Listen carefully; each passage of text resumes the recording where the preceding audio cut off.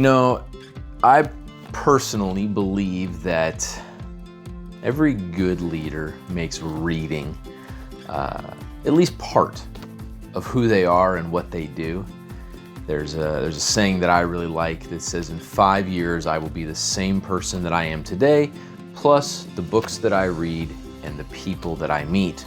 And while I get to meet a lot of people personally and virtually, the books that I read also have a dynamic impact in my life. Currently, I'm reading a book called Taming Your Crocodiles by a colleague of mine, Hylkaa Faber, a wonderful individual who really has a passion for empowering leaders, and specifically executive leaders. But maybe I should say not even so much who they are, what position they hold, but helping people break through the boundaries that are often self-imposed and hold them back. So he's written a book called Taming Your Crocodiles, Unlearn Fear and Become a True Leader. And I bring it up because I believe in credit where credit is due. And I'd like to talk to you about something I actually read this morning here in this book and what it meant to me. But I think if you were to talk to Hylka, and Hylka, feel free to comment on this if you happen to see it, but I think he would tell you that there's credit that belongs outside of him. I think that he would tell you these ideas are not unique to him, and even though I'm giving him credit because I've read them in a book that he compiled and wrote, he would tell you that he obtained these ideas from someone else. And so that's kind of just the way things go, isn't it? There's another old proverb that says there's nothing new under the sun, and we're just kind of rehashing the same ideas and trying to make them personal, trying to figure out how they apply to our lives. So something my friend Hylka has done is he has tried to make things maybe easy on us. And what he's done is he's called the owl versus the crocodile, right? The crocodile being the reptilian mentality that can often hold us back from seeing our potential, and the owl being a symbol of wisdom and growth. And in the sense of the owl, he has devised an acronym or an acrostic with the word success. And that's kind of what I want to talk to you about today. I want to talk about, just for a few minutes, what it means to me. I know that we all receive information differently, and so maybe it'll mean something different to you. Maybe it meant something different to Hylka when he wrote it. But what it meant to me as I went through this list, and what he calls them here is the owl success intentions. And number one that he talks about is samurai. Samurai, having the warrior-like courage and fortitude to take care of our basic needs and face our challenges resourcefully without being overwhelmed by them. Do you feel like a samurai today? Do you feel like somebody who is able to address the challenges before you without being overwhelmed, but also not stepping into a victim mindset, not feeling attacked by those challenges, but perceiving them through the lens of opportunity, perceiving them through the lens of a warrior who has the capability to overcome those things that need to be overcome, and maybe to learn from those things that are not designed to just be cut down and demolished, but rather to impact who we are. So this first idea of being a samurai was impactful to me because I've personally been feeling overwhelmed. There's a lot going on with my business right now. There's a lot of things that need to get done that are both very impactful, but also much of it is just busy work that just has to get done. And so my sleep has not been as intentional as it should be. And just last night, I found myself in what I'm going to classify as wasting an hour of my life on something that in the big picture did not matter, but because I was committed to finishing it, I found myself at the end going, what was I doing with this time? And so not thinking of as in terms of victimhood for me, not thinking, oh, they wasted my time, they didn't do what I wanted, no. Just get rid of all that. The heart of a samurai, the heart of a warrior, one who's able to look at my life with proactive ownership and say, my decisions yield my results, and I have an opportunity to make a change if I feel there needs to be made a change, or accepting the consequences if I don't feel a change is warranted. He then, that's the S, samurai. He then says uniting. Uniting is number 2, creating authentic, empathic relationships that welcome everyone and go beyond tribal us versus them dynamics. This is one of my favorite things in life. I think that synergy, collaboration, these things are so foundational to success in leadership. And yet they're very difficult because of what Hylka identifies as a us versus them mentality. It's ingrained in the very base of our human condition. It's a scarcity mindset that says it's gotta be you or me, and I'm not gonna not let it be me. But this idea of unity, invitation, collaboration. This video that you're watching, you're not paying to watch this. This is something that I am depositing, I'm offering. And honestly, Hylka offered it. Someone offered it to Hylka. Hylka has offered it to the world. I'm expanding it to the people that I have the opportunity to share with. We could charge, we could make it a big deal. I mean, certainly we all have business practices, and there's a way that we try to make our living. But ultimately, do we have a mind to collaborate, a mind to invite? Or do we have a mind to push away because I don't have time to help you succeed, it's all about me? If we have the heart of a samurai, I think that will help us be more uniting, because we will be secure in our own foundation. In my life, I found that I was unable to be inviting and collaborative until I had a little bit of individual security. And I don't mean circumstantial security. I don't mean like, oh, I have a job that they can't take from me. You know, we're all replaceable.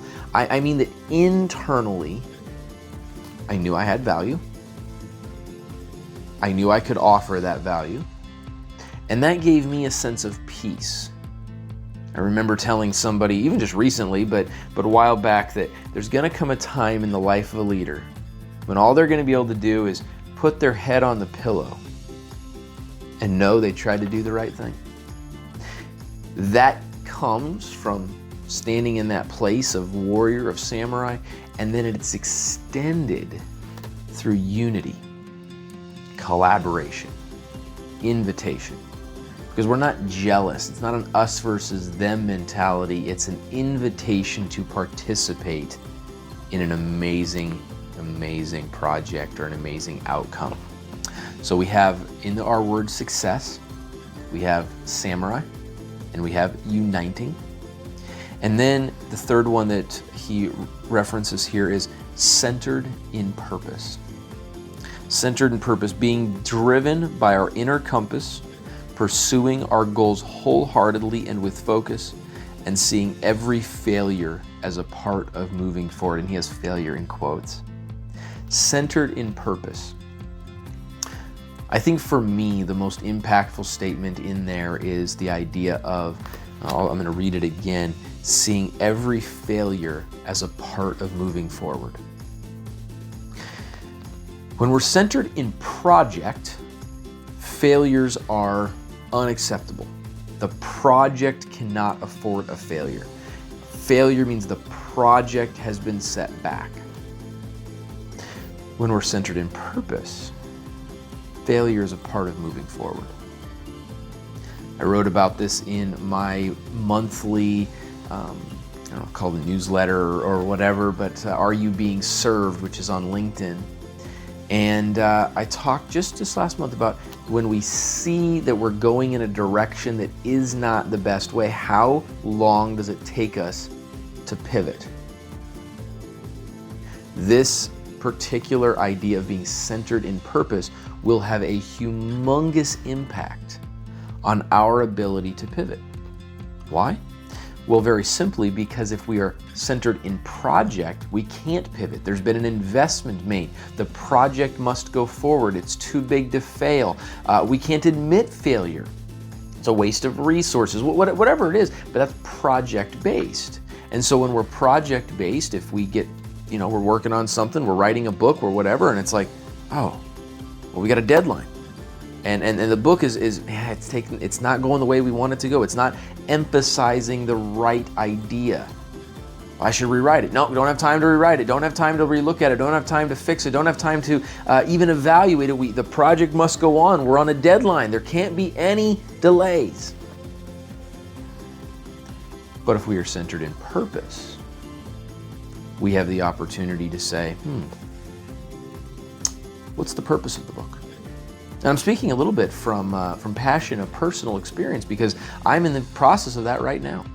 I've got a book that I thought was done. I was literally drawing up the index to publish it online 2 months ago, and in the process realized that we'd forgotten some sections, which still don't know how I pulled that off, and that we'd gotten off track on one of the sections, and that we really needed to fix or rewrite the entire first 2 sections of the book. And so that's what I'm working on now. And so there was a deadline. I'm way past deadline. It was supposed to be published already. There's a deadline, but that would be project purpose. If I want to be, project centered. But if I want to be purpose centered, what's the purpose of the book? Is the purpose of the book to have a book? No. The purpose of the book is to serve people well. And in this particular case, to try and explain the value of servant leadership, but the greater value of adding mindfulness to our servant leadership. So being centered in purpose and seeing every failure as part of moving forward. So we've got our samurai for S, uniting for U, centered in purpose for our first C. The next C is the word curious. Opening our hearts to life's teaching, what he calls the whispers, the things that nudge us before we often, what he calls the screams that force us to make a change. Opening our hearts to life's teaching, the whispers, no matter what, and seeing every moment as an opportunity for discovery, bigger vision, and being innovative. Do you think of yourself as a curious person? I didn't see myself in that light. For many years, I was not. In fact, for many years, I was so busy trying to have the answer that I didn't take any time to obtain the answer. There's a difference there. I hope you caught it, but let me just share what that means in my heart.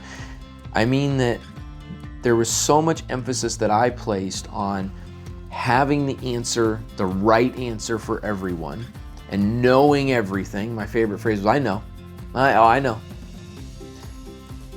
That I didn't have any time or energy or honestly any interest in seeking answers, in asking questions, in gaining clarity. Probably still could work on that. Being curious and looking for life's teachable moments. What a powerful part of being a leader. Leaders don't have all the answers. No one does. We think we do, or we at least pretend to, but we don't have the answers. Being curious is really a powerful way to learn, to grow, and to model a heart of growth for those that are following us, for those that want to achieve whatever success they feel like we've achieved. Being curious. There's one challenge in my life that I would like to pass on to you. I would invite you to join me. It's in the art of being curious, the art of pondering, reflecting, seeking out something that is maybe antithetical to what we believe or what we think is true. Not because we are saying, no, well, that's wrong. No, just to understand. Maybe at the end you still think, that's not for me. Maybe this video's an example of that. You're re-listening, it's going, this is not for me. Or maybe you come to the conclusion of that particular seeking, and your life is transformed. Your mind is reset. And there's an opportunity that you have taken advantage of to let life provide something new for you. Samurai, uniting, centered in purpose, and curious. We're now more than halfway through our success acronym. The E in our success acronym is extending. Extending, expressing our gifts to others unapologetically and caringly. I had to check, make sure I said the word caringly correctly. Expressing our gifts. What is your gift? There's a saying I really enjoy. It says that share your gift with the world and they will beg to pay you for it. Some of you are thinking, boy, I sure wish that was true. And maybe it is, maybe it isn't, but sharing our gifts, adding value in this world. I don't know what position you have in leadership. Maybe you're an executive leader. Maybe you're middle management. Maybe you're like a frontline team lead. Or maybe you're not even in an actual formal position of leadership. You're in what we call an informal leadership opportunity where you're leading. No one's giving you credit for it, but you're providing leadership. You're serving your team. Regardless of where you find yourself, regardless of where you find yourself on the spectrum of leadership, are you extending your gifts? Are you offering your gifts to the world? Are you benefiting your team? Are you adding value? If you're a true leader, the answer, I believe, is going to be unequivocally yes. It's what leaders do. It's what real leaders do, because our goal is to serve, and the only way we know how to serve is to offer our gifts. But sometimes we can get hijacked. How do we get hijacked? When we think we have to be all things to all people. And now we're not offering our gifts, we're trying to offer somebody else's gift.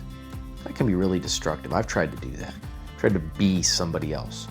Even in this moment, I want to fairly and accurately represent the heart of the author, but I can't be him. I can't represent this exactly as he does. So I'm trying to give you my understanding and how it's resonated with me, so that hopefully it has value for you. And if you'd like to hear more from the author's perspective, well, you can always reach out to my friend and colleague Hylkaa Faber. I'm sure he would be delighted to share more from his perspective as well.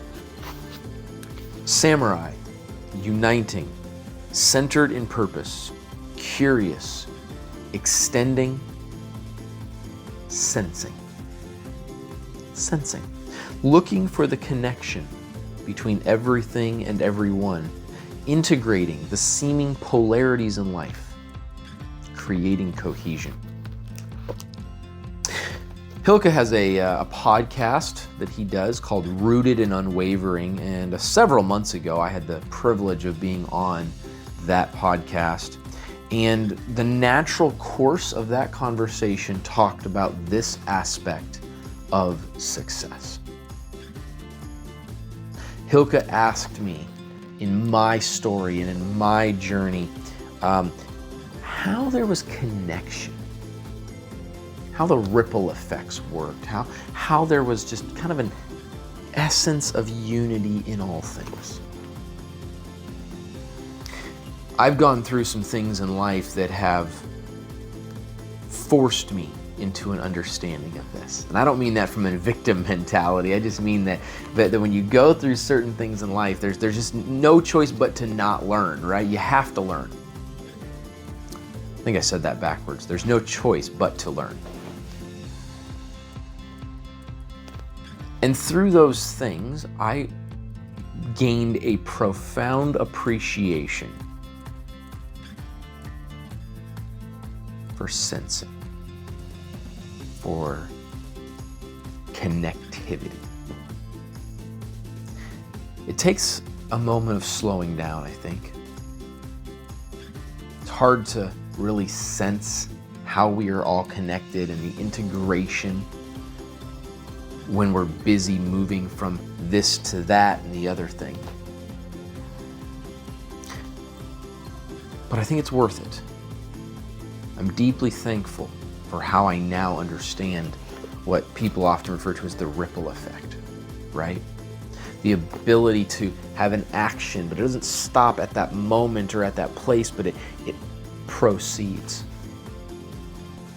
I had an interesting conversation just a few weeks ago when I was speaking to a mentee of mine, and partway through the conversation, he goes, "Wait, you're John?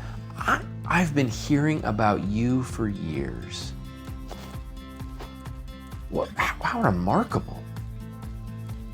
How profoundly humbling.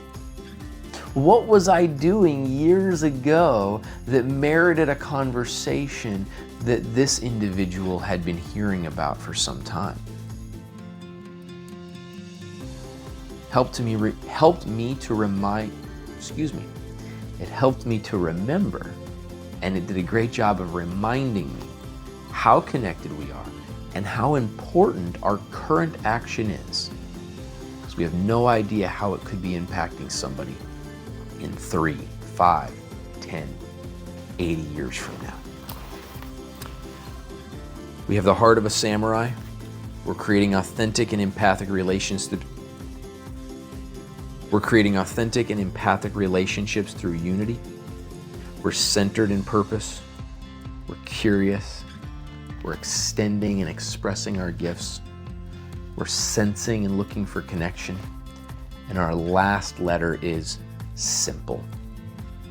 Simple. As a speaker, I was told many years ago, keep it simple, stupid. KISS, the KISS analogy. Sometimes when I start talking too long, they say, keep it short, stupid. Simple, seeing what is needed and doing it, letting go of all ego personas, simply being and contributing who we are. It doesn't have to be complicated, it doesn't have to be a show. I plan to leave this video largely unedited. And I say largely because I'll still put some stuff at the beginning and the end and whatnot, but you've seen me slip of tongue a couple of times. We won't cut that out. Just keep it simple. Try to live out this principle. Sometimes there's a level of excellence and professionalism that needs to be maintained, and we're not looking to deplete our ability to offer those gifts. But in this moment, as we just connect through the camera, through the screen, I'm going to keep it simple. Maybe you have an opportunity to do the same today. Maybe you can spend a little less time putting on a show and a little more time connecting with people. Authentically offering your gift. I don't know. What does that look like for you? We'd love to hear about it. I would love to hear what maybe these things meant to you. Or if you've also read Hylka's book, you can tell me what you think. I don't know how many people have read this book. Let's go over it one more time. Success, samurai, uniting, centered in purpose, curious, extending, sensing, and simple. Just something I wanted to share. Something that I thought had impact for me. Something I thought might have value for you. I hope it's beneficial. It's a privilege walking with you. You're watching the Servant-Minded Leadership channel, where we are seeking to empower leaders to change the world.